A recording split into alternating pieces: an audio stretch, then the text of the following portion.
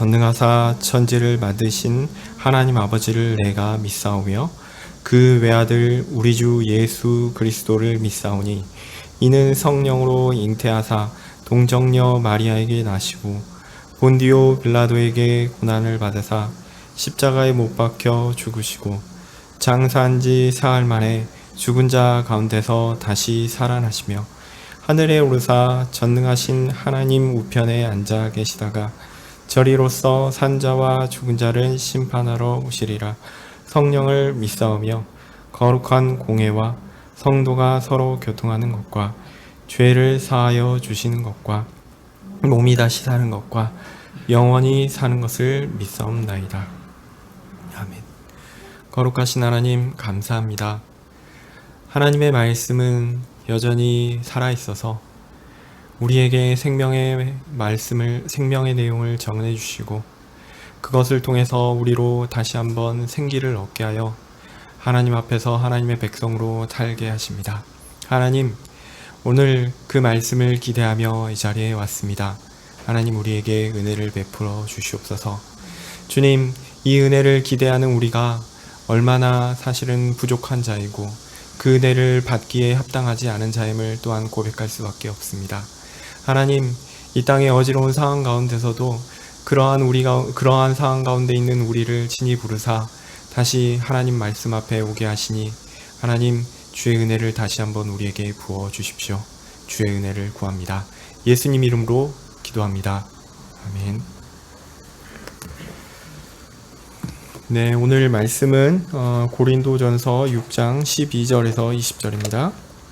고린도전서 6장 12절에서 20절입니다.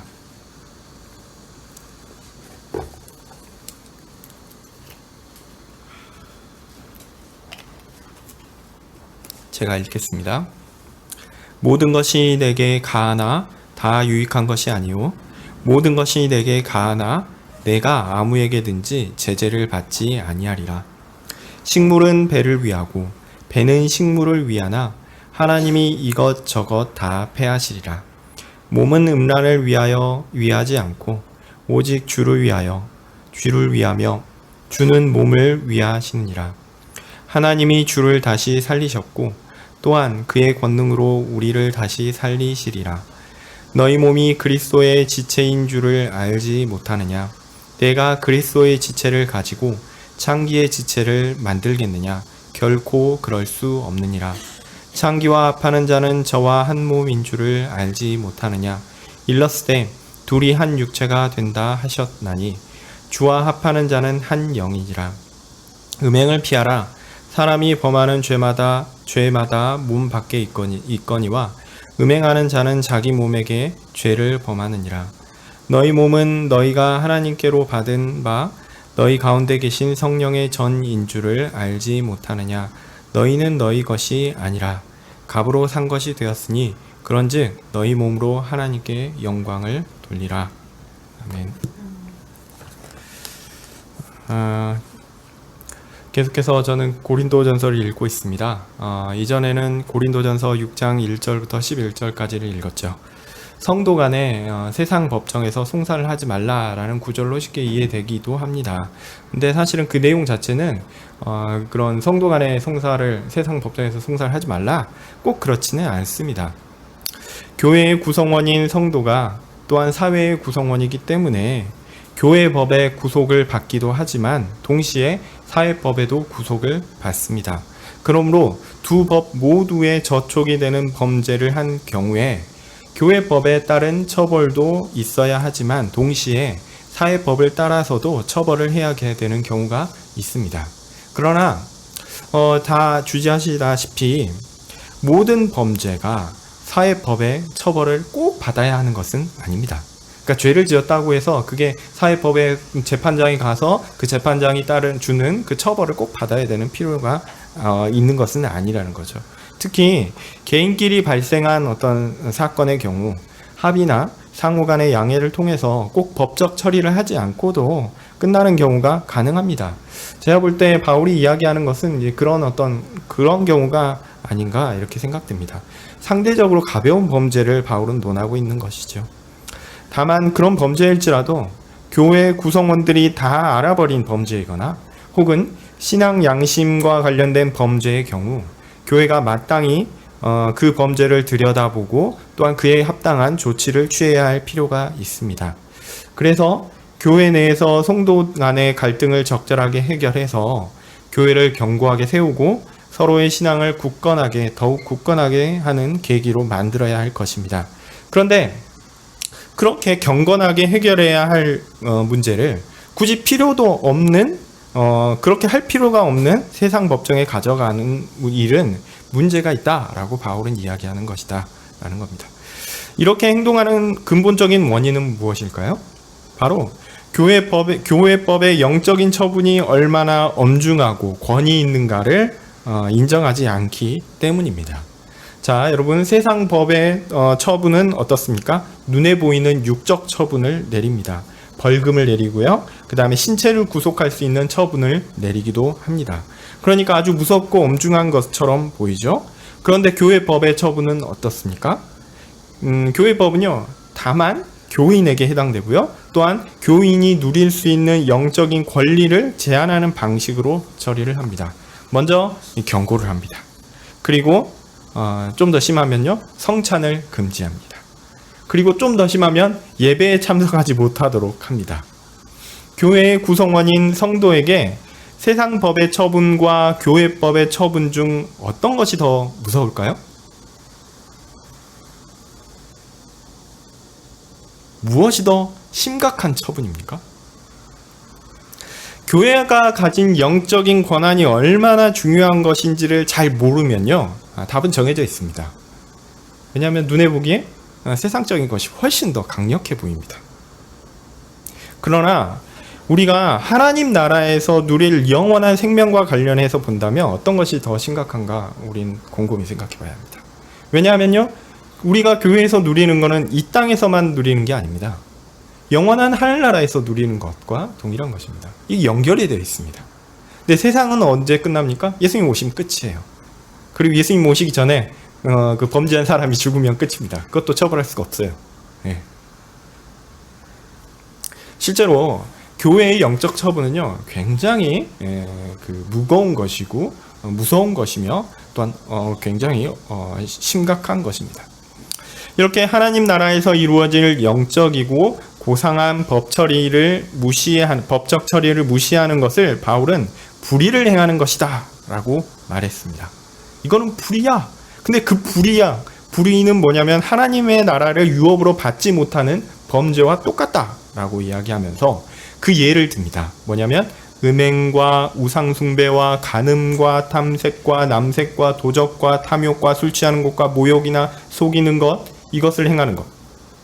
이런 사람들은 하나님 나라에 합당하지 않지요. 이건 모든 사람이 다 아는 겁니다. 그런데 당연한 일이죠. 그런데 그것만큼 불의한 일이 뭐냐면 교회법의 영적 치리권, 관할권을 무시하는 것이다 라는 겁니다. 교회의 영적 처벌을 두려워하는 것은 그가 얼마나 하나님 나라를 잘 알고 있는가, 그가 얼마나 영적인 지식이 충만한가, 그가 얼마나 영적인 사람인가를 드러내는 증거가 될 것입니다. 물론 우리가 예수님 믿고 또 혹은 신앙이 아직 잘하지 않아서 옛날에는 이렇게 교회의 영적 교회가 얼마나 고상한가를 잘 모를 수 있습니다. 그런데요, 이제는 주 예수 그리스도의 이름과 우리 하나님의 성령 안에서 씻음과 거룩함과 의롭다 하심을 받았습니다. 그리고 그것을 배웁니다. 그러면 당연히 이런 하나님 나라의 교회법의 그 고상함과 그 심각함을 또한 우리는 반드시 알아야 합니다. 자, 그렇게 교회의 영적인 권한을 잘 알지 못하는 사람들은요, 성도가 가진 영적인 권리 또한 오해하는 이 경우가 많습니다. 우리가 의와 거룩을 받았으니 우리는 그렇게 의와 거룩을 가진 자로서 자유롭게 행할 수 있다라고 생각하는 거죠. 그런데 그 의미를 제대로 알 필요가 있습니다. 왜냐하면 오해하는 경우가 많기 때문입니다. 오늘 본문은 이제 그런 내용들을 이야기하는 것이다라고 할 수 있겠습니다. 6장 12절 읽겠습니다. 모든 것이 내게 가하나 다 유익한 것이 아니요 모든 것이 내게 가하나 내가 아무에게든지 제재를 받지 아니하리라. 사실 오늘 본문은 그냥 쭉 읽으시면 어렵습니다. 어렵고 이게 잘 이해가 안 되는 부분들이 많이 있습니다. 이거는 이제 번역의 문제일 수도 있고요. 우리가 이게 바울이 어떻게 서술했는가에 대해서 조금 더 좀 고민하면서 좀 볼 필요가 있는 부분들도 있습니다. 어쨌든 그 주의하면서 좀 설명드리도록 하겠습니다. 자, 오늘 보면은 모든 것이 가하나 내게 가하나 다 유익한 것이 아니요라고 하죠. 그런데요, 이 부분은요 사실은 따옴표가 필요합니다. 따옴표가 필요합니다. 무슨 말이냐면 인용구예요, 인용구. 그래서 모든 것이 내게 가하다, 이 부분은 일종의 관용구로서 이게 그 쌍따옴표를 쳐놔야 됩니다. 인용한 겁니다. 그리고 13절도 그렇습니다. 음식은 배를 위하여 있고 배는 음식을 위하여 있다. 말은 어떻게 보죠? 식물은 배를 위하고 배는 식물을 위한다. 이것도 이제 인용구입니다. 그래서 이런 말이 있다라고 이야기하는 것이죠. 그러니까 바울이 모든 것이 가하다, 이게 바울이 이야기하는 자기 자신의 의견을 이렇게 얘기하는 게 아니라요, 모든 것이 가하다고 말하는 어떤 사람들이 있다라는 겁니다. 자, 앞서 11절에서 그 성도가 그리스도와 성령으로 씻음과 거룩함과 의롭다 하심을 받았다라고 하죠. 그러니까 성도는 죄와 형벌로부터 자유로운 사람이 되었습니다. 우리는 더 이상 어떤 죄에 얽매이는 사람이 아니고요, 하나님께서 그 죄에 대하여 주시는 형벌, 거기에도 얽매이는 사람이 아닙니다. 우리는 자유로운 사람입니다. 그런 의미에서 자유롭고 모든 것이 가능하다라고 할 수 있겠죠. 아마도 그런 의미에서 모든 것이 가하다라고 이야기하는 사람이 있었는지 모르겠습니다. 물론 이거를 철학적으로 확장해서 사람의 일반적인 가능성이나 자율성에 대한 것으로 이해하기도 합니다. 로마나 당시 이제 로마 그리스 이게 철학에 관련된 사항으로 이렇게 끌어왔을 것이다, 이렇게 생각하기도 합니다만, 제 생각에 어떤 이해든 상관없습니다. 결론이 뭐냐면, 난 어떤 것도 할 수 있고 또한 해도 아무 상관이 없어 라고 이야기하는 사람이 있다라는 거죠. 근데 그렇게 이야기하는 사람이 그냥 일반 세상 사람이 아니고요, 성도입니다.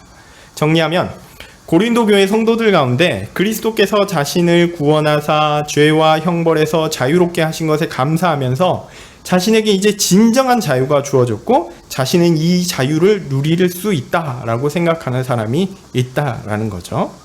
바울이 그러면 그런 자유를 인정할까요? 아니면 부정할까요? 1차적으로는 인정한다라고 보는 것이 맞는 것 같습니다. 그런데요, 바울은 이런 사람에게는 한편은 인정을 합니다. 모든 것이 가하나 그렇지만 모든 것이 유익한 것은 아니다라고 이야기하면서 한편은 인정하지만 주의할 것이 있다라고 말합니다. 왜냐하면 모든 것이 유익한 것이 아니기 때문입니다. 그러니까 자유라는 것은요, 방종이 아닙니다. 자기 마음대로 하는 것이 자유가 아니다라고 가르치는 것입니다. 자신과 가정과 교회와 사회에 해악을 끼치게 된다면 자신이 자신의 자유라고 자칭 소위 자유라는 것을 이용해서 어떤 일을 행할 때 그것이 자신과 가정과 교회와 사회에 해악을 끼친다면 그것은 자유가 아닙니다. 자유란 무제한적인 것이 아니라 윤리적인 제한을 갖는다라고 바울이 이야기하는 것이죠. 달리 말하면 자유가 있다고 해도 하면 안 되는 것이 있다라는 겁니다. 자, 그런데 우리는 어떻게 생각합니까? 하면 안 되는 것이 있으면 그거는 자유가 아니다라고 생각하죠. 네. 이 부분에 대해서는 조금 이따 더 볼 겁니다. 또 자유의 의미에 대해서 이제 다시 한번 상세하게 설명하는데요. 모든 것이 가하나 내가 아무에게든지 제재를 받지 아니하리라. 여기서는 제가 볼 때는 이제 이 부분 자유의 의미에 대해서 더 상세하게 설명한다라고 보여지는데요. 자, 자유롭다라는 것은 어떤 것에 얽매이지 않는다라는 것을 의미하는 것이죠. 근데요, 이거를 누가 이야기하는 것이냐면 하나님의 백성이 이야기하는 겁니다.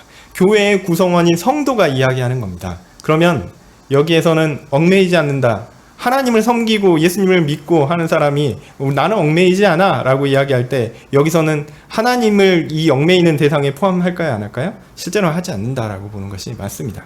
그래서 하나님이 아닌 다른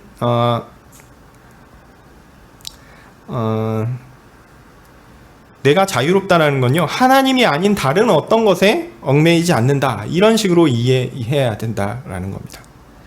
우리가 무엇인가를 행할 때 우리는 욕구에 따라서 행동하는 것이 일반입니다. 내가 하고 싶은 대로 하는 것, 이게 자유라고 생각하죠. 이 욕구에 따라서 우리는 행동합니다.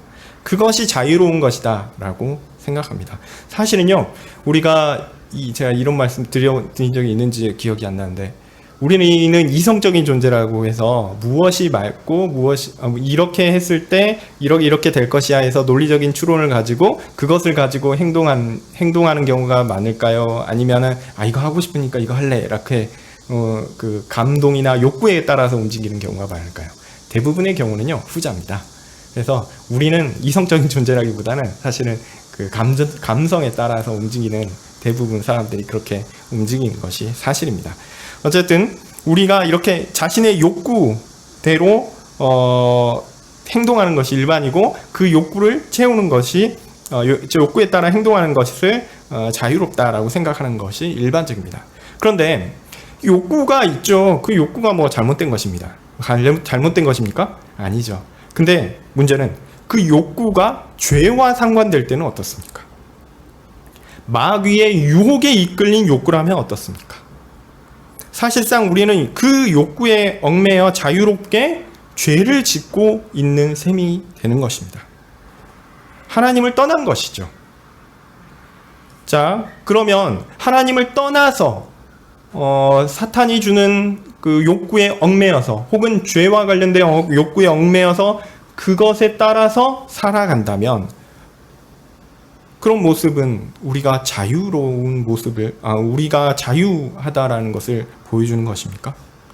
만약 자신과 가정과 교회와 사회에 유익하지 않은 것을 즐겁게 행하고 있다면 그것은 무엇입니까? 사회에 해악을 끼치는 것이요, 가정에 해악을 끼치는 것이요, 교회에 해악을 끼치는 것입니다. 죄를 짓는 것이죠. 하나님께서 우리에게 자유를 주신 목적이 그렇게 죄를 짓도록 하기 위함입니까? 결코 그렇지 않습니다. 하나님께서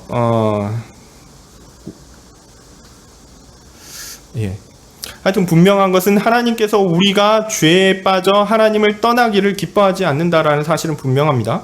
그러니까 우리에게 주어진 자유가 있다라고 생각하면서 어떤 바운더리 없이, 하나님이라는 그 존재 없이 우리의 마음대로, 우리의 욕구대로 행동하는 것, 그것들은 결코 옳지 않은 것이죠. 바울이 우리에게 알리는 것은 그래서 자유는 방종이 아니고요, 나를 죄로 향하는 것에 얽매이지 않고 오직 하나님 외에는 다른 것에 얽매이지 않는 그런 것이라는 사실입니다. 실제로는 하나님에게는 매여 있다라는 것을 알려주는 것이죠. 자, 13절 한번 보겠습니다. 식물은 배를 위하고 배는 식물을 위하나 하나님이 이것저것 다 패하시리라. 몸은 음란을 위하지 않고 오직 주를 위하며 주는 몸을 위하시느니라.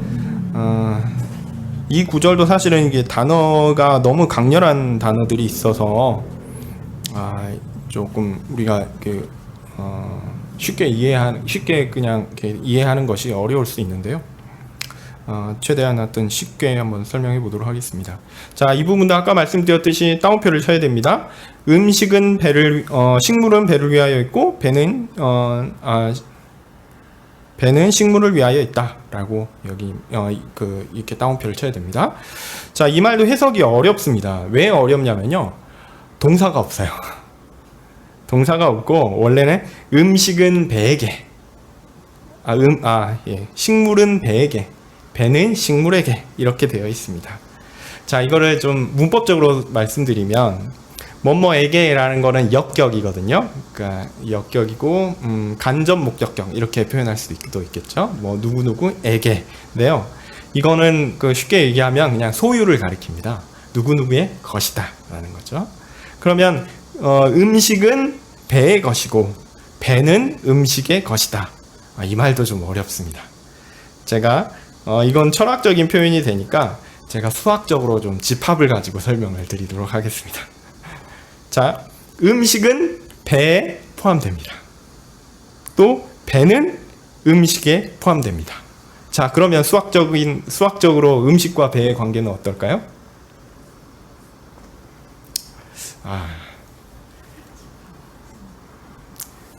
음식이 있고 배가 있는데 서로가 서로를 포함해요. 그 얘기는 음식하고 배가 같다라는 겁니다. 예. 이거는 중학교 때 아마 나올 것 같은데. 예. 자, 이렇게 봐도 사실은 좀 어렵죠. 음식과 배가 같다라는 거죠. 이거를 조금 더 풀어서 설명드리면, 배를요, 우리 배요. 배를 배고픔이라는 욕구라고 생각하시면 좀 쉬울 것 같아요. 자, 이렇게 보면 배고픔이라는 욕구가 뭐 좋고 나쁨이 있나요? 없죠. 뭐 배고플 수 있죠. 시간이 지나면. 예. 그거는 좋고 나쁨이 없습니다. 또한 음식 또한 좋고 나쁨이 있습니까? 없죠. 없습니다. 그저 우리 안에 배고픔이란 욕구는 우리 안에 존재하는 것입니다. 또한 음식은 욕구에 따라 취해지는 것이고요. 또 욕구는 그 음식으로 만족이 됩니다. 그러니까 내가 어떤 원하는 것, 어떤 욕구가 생겨서 그것을 행하고 그로 인해 만족을 느끼면 그것으로 그만이다. 그게 너무 자연스러운 것이다 라는 것을 의미하는 것이 이런 음식은 배를 위하여 있고 배는 음식을 위하여 있다 라고 이해하는 것이 좀 좋지 않을까 생각됩니다. 자, 둘이 서로를 포함해서 사실상 같은 것이다 라는 의미는 욕구와 그 욕구를 채우는 수단이 뗄 수 없다, 뗄 수 없을 만큼 당연한 것이다 라고 이야기하는 것이죠. 이런 12절의 자유 문제하고 연관지어서 이해를 하면요, 사람에게 존재하는 욕구를 채우는 것은 그 자체로 아무 문제가 없다라는 거죠. 식욕이 있으면 뭐가 필요합니까? 식욕을 채우기 위한 음식이 필요한 겁니다. 우리 몸에 어떤 욕구가 있어서 그 욕구가 있으면 그 욕구를 채우기 위한 어떤 게 필요하다라는 거예요. 어떤 의미에서는 당연할 수 있죠. 당연할 수 있는데, 이 당연할 수 있는 이 원리에 대하여 하나님은 온전하지 않은 이 세상의 욕구와 수단을 없앨 거다라고 이야기합니다. 이렇게 하나님이 이것저것 패하신다 할 때 이것은 배하고 음식을 패한다 이 말이에요. 그래서 이것도 패하고 저것도 패한다라고 해서 이 세상에서 타락한 이 세상에 있는 그런 욕구와 수단도 없애신다라고 이야기합니다. 타락한 세상에서는 욕구가 왜곡되었고 그 욕구를 채우고자 하는 원리도 오염되었고, 그래서 오히려 이 세상에서 하나님께서 정하신 원리에 반해서 이 욕구와 욕구를 채우는 것이 이루어지기 때문에 이루어지기 때문에 그 모든 것을 하나님께서 패하실 것이다 라고 이야기합니다. 이렇게 얘기하면 이게 무슨 말을 하려고 하나 생각하실 수 있는데요. 자, 몸의 욕구. 저는 이제 이거를 몸이라고 하는 것을 몸의 욕구로 제가 이해하고 다시 말씀드리면, 몸의 욕구는 우리에게 존재합니다. 몸의 욕구는 존재하는데 몸의 욕구를 음란으로 채우는 것은 정상이 아닙니다. 이 욕구 자체는 있는 거예요. 근데 욕구를 채우고자 할 때 채울 때 그 수단이 그냥 뭘로 하든 그 욕구가 채워지면 상관없다라고 생각하는 것은 아니다라는 겁니다. 쉽게 말하면 몸의 욕구는 음란으로 채우는 것이 정상이 아니고요. 몸의 욕구는 우리 주님을 통해서 만족되어야 합니다. 주께서 그 욕구를 만족시키신다라는 건데요. 쉽게 말하면 몸의 욕구는 우리에게 존재합니다. 그리고 그 욕구가 채워지는 방식은 하나님께서, 우리 주님께서 허락하신 수단을 통해서 이루어진다라는 겁니다. 내가 원한다고 자유롭게 모든 것을 내가 원하는 방식으로 그 욕구를 채울 수 있다라는 것이 아니라, 하나님께서 정하신 원리에 따라서 하나님께서 정하신 방식으로 이 욕구가 채워지는 것이 마땅하다라고 바울은 이야기하는 것입니다. 그런 의미에서 12절의 말씀과 동일한 이야기를 하고 있습니다. 자유가 있고 욕구가 있을지라도 방종으로 혹은 탐욕으로 나아가서는 안 됩니다. 우리에게 유익한 것, 곧 하나님께서 정하신 범위가 있고요. 하나님께서 정하신 방법이 있어요. 그것에 따르는 것이 마땅한 것입니다. 이것이 그리스도를 믿는 사람들의 고백입니다. 우리가 하나님께서 주신 자유가 있고 하나님께서 주신 욕구가 있다 하더라도 그것들을 채우는 것은요, 하나님이 정하신 대로 해야 된다라는 겁니다. 14절 읽습니다. 하나님이 주를 다시 살리셨고 또한 그의 권능으로 우리를 다시 살리시리라. 우리가 몸의 욕구를 갖지만 그 욕구는 우리 주님께서 허락하신 방식으로 이루어져야 한다라고 말씀드렸습니다. 물론 우리가 영생을 누리는 하늘나라에서도 같은 방식으로 이런 몸의 욕구를 갖지는 않을 것입니다. 13절에 배도 음식도 패하신다라고 하셨는데요. 아마 우리의 삶의 원리가 이게 바뀌리라 이게 생각합니다. 중요한 것은 14절 말씀처럼 하나님께서 우리 주 예수 그리스도를 죽은 자 가운데서 살리시고 새로운 육신을 입도록 하신 것처럼 우리도 다시 살리시고 새로운 육신을 입도록 할 것이다 라는 사실입니다.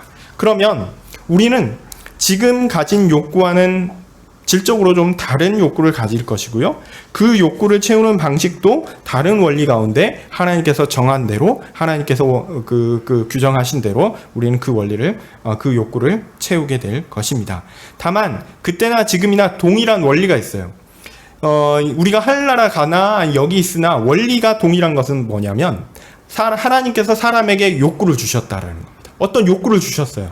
근데 그 욕구는 반드시 하나님께서 정한 방식으로 만족되어야 한다라는 겁니다. 그것은 이 땅에서도 그렇고요. 하늘나라에서도 동일한 원리입니다. 이것이 우리가 이 땅에서 살아가는 우리에게 있어서는 어떤 윤리적인 기준이 되겠죠. 15절입니다. 너희 몸이 그리스도의 지체인 줄을 알지 못하느냐? 내가 그리스도의 지체를 가지고 창기의 지체를 만들겠느냐? 결코 그럴 수 없느니라. 자, 하나님께서 허락하지 않은 방식으로 몸의 욕구를 채우려는 것은요, 어리석은 것입니다. 왜냐하면 우리는 그리스도의 지체이기 때문입니다. 우리가 그리스도로 말미암아 죄와 형벌에서 벗어나 자유롭게 되었지만 이 자유는 말씀드렸듯이 결코 하나님께서 우리에게 정하신 목적을 벗어나는 방종이 아닌 것입니다. 그러므로 자유롭다라고 생각해서 하나님에게서부터 자유롭게 하나님의 뜻을 떠나 음란하게 사는 것은요, 용납할 수 없는 일입니다. 하나님께서 우리를 부활시키실 것입니다. 그날의 모든 것이 우리에게 완전해질 것입니다. 그러나 그 전에도 우리가 그리스도에게 속한 사람이다라는 것은 그 사실은 변함이 없습니다. 그리고 부활 때나 지금이나 우리에게 마땅한 삶의 원리는 하나님의 말씀이 정한다라는 것도 변함이 없습니다. 이것을 오해해서 이 세상에서는 내 마음대로 살다가 하나님의 은혜로 구원을 받아 부활하는 날에 하나님의 법대로 이제는 살 것이다 라고 생각하는 것은요, 매우 오만하고 방종한 것입니다. 이 땅에서는 그래, 다들 죄를 지으니까, 그래, 나도 연약하니까 나 죄 지을 수 있지, 또 회개하면 되지, 그러면서 죄를 자유롭게 지으면 안 됩니다. 그거 하나님이 원하시는 것이 아닙니다. 방종하는 것입니다. 16절입니다. 창기와 파는 자는 저와 한 몸인 줄을 알지 못하느냐? 일렀으되 둘이 한 육체가 된다 하셨나니. 현실을 다시 한번 봅시다. 몸의 욕구는 하나님께서 주신 것입니다. 그 자체로는 무슨 문제가 있습니까? 그러나 그것을 해결하는 것, 욕구를 만족시키는 것도 하나님께서 정하신 원리대로, 하나님께서 정하신 방법대로 해야 한다는 것이 오늘 말씀의 핵심입니다. 오늘 본문의 창녀는 일반적으로 몸을 파는 여자를 가리키는 것일 수도 있습니다. 하지만 당시 이방 종교 중에 특별히 로마뿐만 아니라 이제 그 당시 종교 행태 중에 종교 행위로서의 성행위를 의미하는 것일 수도 있습니다. 그러니까 이 단순히 그냥 음란이나 어떤 그런 것보다는, 그런 몸의 욕구를 채우는 그런 것보다는 종교하고 관련되어서 이 부분이 이게 관련돼서 생각해 볼 수도 있다라는 거죠. 그래서 우리가 종교라는 것은 하나님을 섬기는 거죠. 그 하나님을 섬기는 종교가 몸의 욕구를 분출시키는 통로가 되어버린 겁니다. 이 경우는 어찌되었든 하나님은 결코 이런 것을 허용하지 않으십니다. 이 욕구는 그런 방식으로 만족되는 것이 아닙니다. 오직 하나님께서 정하신 방식대로 만족되어야 합니다. 자, 이 경우 몸의 욕구는 바로 결혼 관계에서만 만족되어야 합니다. 이는 하나님께서 사람을 만드시면서 정한 원리입니다. 이것을 벗어나 이루어지는 것은요, 불법입니다. 그러니까 여기서 그 본문의 초점이 무슨 단지 그냥 이 케이스에서 음란의 경우를 지적하기 위해서 있다라기보다는, 그것보다는 제가 볼 때는 어떤 원리적인 측면을 가리킨다. 하나님께서 그 사람을 만드시면서 정한 원리를 벗어나 욕구를 채우는 것은 불법이다라는 좀 더 포괄적인 것을 의미한다라는 것. 그렇게 이해하는 것이 좀 좋겠다라는 이해고요. 17절 읽겠습니다. 주와 합하는 자는 한 영이니라. 이 말씀도 사실 좀 어려운데, 하나님은 사람에게 몸의 욕구도 주셨지만 영의 욕구도 주셨어요. 그래서 이 영의 욕구는 이 욕구는 누군가를 섬김을 통해 채워집니다. 즉 종교 예식이나 어떤 종교를 통해서 채워진다는 거죠.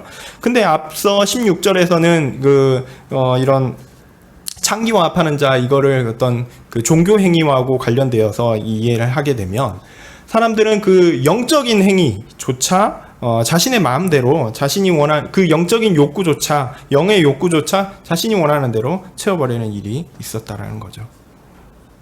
타락한 사람들은 자신의 섬김을 통해 섬기는 대상을 감동시키거나 그 섬기는 대상을 변화시켜서 자신이 원하는 것을 얻고자 하는 경우가 많습니다.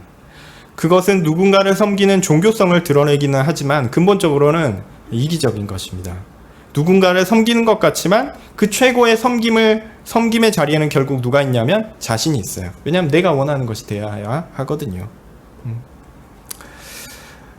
그러나 온전한 의로운 사람은 전혀 다릅니다. 우리는 하나님을 섬기죠. 사실 우리는 하나님을 섬길 자격이 없는데 하나님이 우리를 하나님 섬기게 하셨습니다. 하나님께서 우리에게 자비를 베풀어 섬길 수 있도록 하셨습니다. 그게 엄청난 복입니다. 우리는 누군가를 섬겨야 하는데 정말 섬길 대상은 내가 어찌할 수 없는, 그러니까 내가 근접하고 해서 내가 그에게 가서 뭔가를 할 수 없는 그런 존재죠. 하나님은 우리와 다르니까요. 우리 거룩이라는 속성에 대해서 지난 주일에 이렇게 배웠듯이 하나님은 우리가 어찌할 수 없는 그런 분입니다. 우리와는 완전히 구분되는 그런 분이시죠. 그런데 그분이 나에 대한 애정을 가지고 계세요. 그리고 나에게 오라라고 부르신 거예요. 그리고 내가 올 수 있게끔 인도하십니다. 그리고 내가 부족함을 가지고 섬길 때 잘했다 칭찬하시는 분이십니다. 우리 하나님이 그런 분입니다. 심지어 우리가 하나님을 바르게 섬길 가능성이 없는 존재니까 우리를 완전히 바꾸어서 하나님을 섬기게 하시는 그런 분입니다. 그렇게 영적인 욕구, 종교적인 욕구를 하나님은 우리 주 예수님을 믿고 하나님을 섬김으로 우리가 만족할 수 있도록 하셨습니다. 한 영이 되었다라는 것은요, 마치 결혼한 것처럼 하나가 되어서 둘로 나눠지지 않는다라는 겁니다. 이제 우리는 우리 주님과 하나가 되어서 교회가 되었죠. 교회의 머리 대신 우리는 교회의 지체요, 그리스도는 교회의 머리가 되셨습니다. 우리는 하나님의 백성이 되어서 결코 이제 나누어지거나 중간에 떨어지거나 하지 않을 것입니다. 이것이 엄청난 비밀입니다. 이렇게 그리스도와 하나가 되어 나누어지지 않는 교회를 가리키는 것이 오늘 본문의 참된 의미라고 할 것입니다. 우리는 참된 영적 만족을 영원토록 누리게 될 것입니다. 18절입니다. 음행을 피하라. 사람이 범하는 죄마다 몸 밖에 있거니와 음행하는 자는 자기 몸에게 죄를 범하느니라. 이제 고린도 교회가 피해야 할 것에 대하여 이제 바울은 지적하고 있습니다. 바로 음행입니다. 몸의 욕구를 하나님께서 허락하지 않은 다른 방식으로 만족시키려 해서는 안 됩니다. 그리고 또한 이거는 몸의 욕구를 이야기하는 것이지만 영의 욕구도 마찬가지입니다. 이제 우리는 오직 하나님만 섬겨야 할 것입니다. 특히 음행은 자신의 몸으로 죄를 짓는 것이다 라고 오늘 본문은 이야기하는데요. 사실 다른 범죄와 음행이 얼마나 차이가 있어서 바울이 이것을 이야기하고 있다 이렇게 생각하지 않습니다. 제가 볼 때 아까 이게 불의 얘기하면서 교회 법의 고상함을 잘 알지 못하는 자들이 얼마나 심각한 불의를 행하고 있는가 얘기하잖아요. 근데 그것보다 음행은 좀 더 심한 죄야 라고 이 본문이 이야기하는 것 같지는 않다라는 겁니다. 제 생각에 바울이 그런 의미로 오늘 본문에서 이제 음행에 대해서 따로 언급하는 것은 아니다라고 생각합니다. 다만 그리스 로마 시대의 문화가 어떻게 생각하냐면 육은 더러운 것이고 영은 깨끗한 것이다 라고 생각하는 경향이 있습니다. 이걸 이렇게 영육 이원론이라고 하는데요. 그런 경향이 있습니다. 그래서 하나님 나라에 가면 하나님 나라는 깨끗하고 그 영적인 나라라고 생각해서 더러운 육은 쓸모없는 것이다 라고 여기는 경향이 있었습니다. 그래서 몸의 부활을 이야기하면 당시 사회에 상당히 충격적인 것이었어요. 몸이 부활한다라고 해본 적이 없는 거죠. 왜냐하면 몸은 지저분한 것이고 더러운 것이고 버리고 가야 된다라는 거고 보통은 생각했기 때문입니다. 그런 맥락에서 보면요, 육은 어차피 더러운 것이고, 그러니 몸의 만족을 위해 죄를 짓는 것은 그냥 회개하고 넘어가고 그냥 다 버리고 가는 거니까 뭐 몸으로 죄를 짓는 거야 무슨 문제가 있겠느냐, 이런 식으로 가볍게 여기며 죄 짓는 상황에 경고를 던진 것이 아닌가 이렇게 생각됩니다. 하여튼 몸의 만족이든 영의 만족이든 하나님께서 정하신 방식을 떠난 것은요 다 잘못입니다. 우리는 영과 육 전체로 하나님께 붙어 있어야 하고 하나님이 정하신 대로 있어야 합니다. 19절입니다. 너희 몸은 너희가 하나님께로부터 받은 바 너희 가운데 계신 성령의 전인 줄을 알지 못하느냐. 너희는 너희 것이 아니라. 사도 바울은 고린도 교회의 범죄의 원인이 무엇일까 생각하다가 교회의 구성원들이 성령께서 거하시는 전임을 잊은 것은 아닐까 생각하여 권면하는 것 같습니다. 욕구를 만족시키는 것은 당연한 것이다. 모든 배는 식물은 배를 위하고 배는 식물을 위한다 라고 이야기하면서 욕구를 만족시키는 것, 욕구가 있으면 만족해야지, 만족이 돼야지, 이것이 당연한 것이다 라는 원리를 적용하는 데 있어서 중요한 전제는 우리가 이제 나 혼자 내 마음대로 살아가는 방종해 할 수 있는 존재가 아니라 제한이 있다라는 거죠. 참된 자유는 제한이 있다라는 그것이 전제입니다. 이제 우리는 성령께서 거하시는 성전이 되었습니다. 사실 이 표현은 앞서 이제 3장 16절에도 똑같이 나오는데요. 3장 16절에 보면 너희가 하나님의 성전인 것과 하나님의 성령이 너희 안에 거하시는 것을 알지 못하느뇨 이렇게 얘기합니다. 좀 맥락은 근데 좀 달라요. 앞서 있는 것은 그리스도께서 피로 사신 교회는 성령께서 계시는 곳이다 라고 하면서, 그러므로 세상의 지혜가 아니라 오직 하나님만을 의지하여 살아야 한다라고 가르치죠. 그런데 이제 6장에서 나오는 부분은 이제 구체적인 삶의 모습에서 하나님께서 우리에게 허락하신 그 욕구도 하나님께서 정하신 원리에 따라 만족되어야 함을 다시 가르치고 있는 것입니다. 하나님께서 주신 성령께서 거하시는 성전인 우리는 누구의 것입니까? 우리의 것이 아니라, 우리 자신의 것이 아니라 하나님의 것입니다. 하나님께서 계시고요, 우리의 주인은 우리 자신이 아니라 하나님이십니다. 20절입니다. 값으로 산 것이 되었으니 그런즉 너희 몸으로 하나님께 영광을 돌리라. 우리는 우리 자신의 주인이 아닙니다. 그리스도께서 자신의 피로 우리를 사셨습니다. 예수님으로 인해 우리의 죄와 형벌이 사라졌고 이제 우리는 그리스도와 하나가 되어 하나님께서 원하시는 원리대로 살아야 합니다. 우리는 몸의 욕구나 영의 욕구나, 사실 이 모든 것들을 합하여 제 생각에 오늘 표현에 이제 몸이라고 표현된 20절에 나오는 그 몸이라는 게 단지 그냥 몸의 욕구 그것만 가리키는 것이라기보다는 몸도, 그래서 이제 전체 영의 욕구와 몸의 욕구를 다 합한 그런 전인의 것으로 이렇게 이해하는 것이 좀 좋다고 생각하는데요. 어쨌든 우리는 우리의 모든 것을 다 하나님의 영광을 위해서 행해야 합니다. 그것이 하나님께서 우리를 그리스도를 통해 사시고 성령을 보내어 우리 가운데 거하게 하신 목적이기 때문입니다. 이렇게 사도 바울은 하나님의 법을 가볍게 여긴 죄에 대하여 앞서 지적하고, 이어서 교회의 치리를 경시 여기는 것에 대해서 지적하고, 오늘 9절에서는 교회의 자유에 대하여 잘못 생각하는 것들에 대하여 강력하게 권면하고 있습니다. 그리고 이제 이어지는 7장부터는 구체적으로 자유를 누리는 방식, 즉 욕구를 만족시킬 때에 그럼 어떤 방식으로 욕구를 만족시켜야 되는가, 몸의 욕구를 만족시키게끔 하나님께서 허락하신 방식은 무엇인가 라는 것에 대하여 구체적으로 설명합니다. 이 부분은 다음에 이어서 살펴보도록 하겠고요.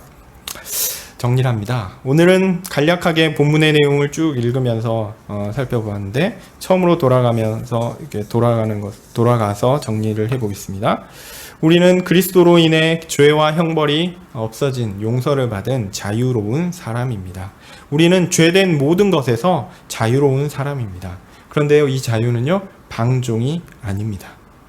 자유는 하나님께서 우리에게 계획하신 것을 온전히 이루는 것으로 드러나야 합니다. 하나님의 정하신 법 안에 머물러 하나님을 높이는 것을 자유라고 여겨야 합니다. 하나님께 강제로 사로잡혀 있다라고 생각하지 마십시오. 우리는 그렇게 생각하는 경우가 많이 있어요.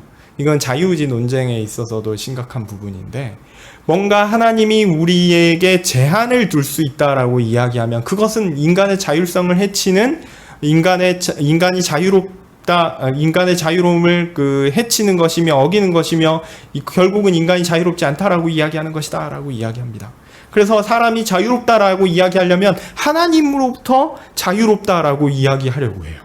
그래서 하나님이 우리 가운데 어찌하든지 개입하고 어찌하든지 하나님 앞에 있도록 하는 것들을 잘라버리려고 합니다. 근데 그것은요, 오해입니다. 하나님은 결코 우리에게 자유를 주실 때 하나님을 떠나 마음대로 할 수 있게끔, 하나님을 떠나는 것을 선택할 수 있게끔 우리에게 자유를 주신 적이 없어요. 그것은 방종입니다.